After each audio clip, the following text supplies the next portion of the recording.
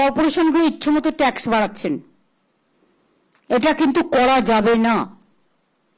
সেদিন ইন্ডাস্ট্রি মিটিংয়ে ইন্ডাস্ট্রিয়ালিস্টদের একটাই কথা ছিল যে আমরা তো একটা জিএসটি ট্যাক্স দিচ্ছি, অনলাইনে আপনারা জানেন সিঙ্গেল উইন্ডো ক্লিয়ারেন্স হয়ে যাচ্ছে, তার মধ্যে সবটাই ধরা থাকছে, তাহলে আপনাকে আবার নতুন করে ট্যাক্স দিতে হবে কেন? এটা কি বাঁশের থেকে কঞ্চি বড়, শাড়ির থেকে গামছা? দুবার করে ট্যাক্স নেওয়া যাবে না। সে অনলাইনে দেবে, অনলাইনে ক্লিয়ার করবে, ওখানে তো নিউট্রিশন হয়ে যাচ্ছে, তাই তো?